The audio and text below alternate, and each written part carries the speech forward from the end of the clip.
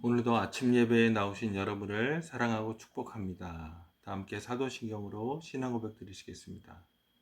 전능하사 천지를 만드신 하나님 아버지를 내가 믿사오며 그 외아들 우리 주 예수 그리스도를 믿사오니 이는 성령으로 잉태하사 동정녀 마리아에게 낳으시고 본디오 빌라도에게 고난을 받으사 십자가에 못 박혀 죽으시고 장사한 지 사흘 만에 죽은 자 가운데서 다시 살아나시며 하늘에 오르사 전능하신 하나님 우편에 앉아 계시다가 거기로부터 산자와 죽은 자를 심판하러 오시리라.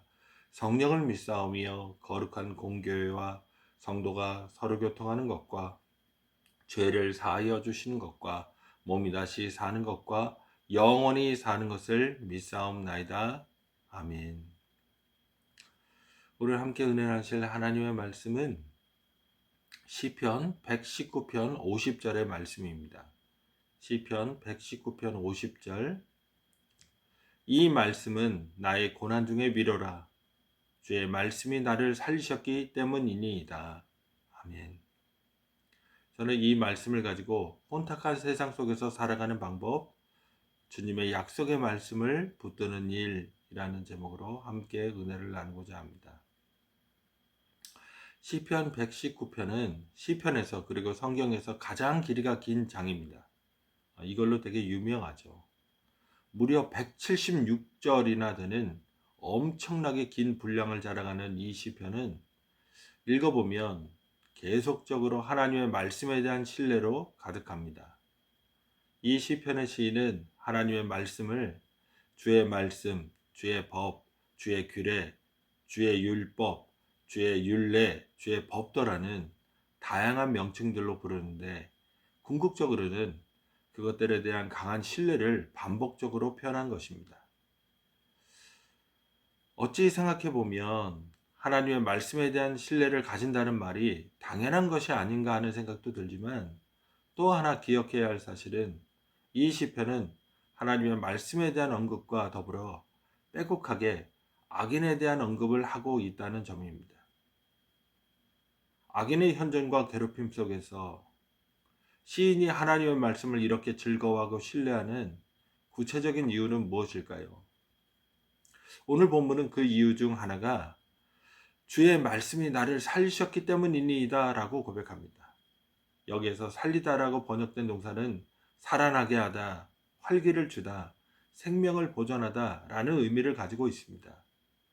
그렇다면 사실 시인은 의기소침해지고 우울하며 자신의 삶에 대해 한탄하게 되는 그런 현실을 마주대한 적이 있다는 말입니다. 이 시편에서 악인은 흔히 교만한 자라고 불리는데 오늘 본문 바로 다음 절인 51절에서 교만한 자들이 언급됩니다. 그들은 하나님을 알고 있음에도 불구하고 세속적인 방법으로 살아가는 것을 선택하고 오히려 자신들이 따랐던 신앙을 우습게 생각하고 조롱하는 사람들입니다. 시인은 그런 사람들을 보면서 속상해하고 좌절했던 것입니다. 세속의 물결이 신앙 공동체를 잠식하고 와해시키는 오늘날과 같은 상황을 경험한 시인은 어떻게 그러한 낙심과 고통을 극복할 수 있었을까요? 오늘 본문은 하나님의 말씀이 시인을 살아나게 한 이유를 제시합니다. 그것은 바로 이 말씀은 나의 고난 중의 위로라는 구절입니다. 시인이 겪었던 고난, 세속의 물결이 너무나 거세고 높아서 모든 사람들을 정신 차리지 못하고 게다가 이전에 함께 신앙을 공유했던 사람들마저도 휩쓸려 사라져버리고 있는 그런 상황에서 시인은 다시 하나님의 말씀을 대합니다. 그리고 그 말씀 속에서 하나님이 약속하신 것들을 바라봅니다. 하나님이 약속하신 바를 반드시 이행하시는 신실한 분이시기에 그 약속의 말씀들 속에서 흔들리던 정신을 바짝 차리고 다시 소망의 자리로 돌아올 수 있었던 것입니다. 오늘 우리는 어떤 하나님의 말씀을 붙잡고 살아가고 있을까요? 혹 그런 약속의 말씀이 없다면 우리의 신앙은 세속을 견디지 못할지도 모릅니다. 오늘도 이 세상의 성공과 번영을 확보하고 그것을 획득한 사람들이 가지는 교만함과 세련됨에 흔들리는 것이 아니라 영원히 변함없는 하나님의 신실하신 약속의 말씀을 붙잡고 주님 뜻 안에서 그분이 원하시는 의로운 삶을 살아내는 우리 모두가 되어야겠습니다. 기도하시겠습니다.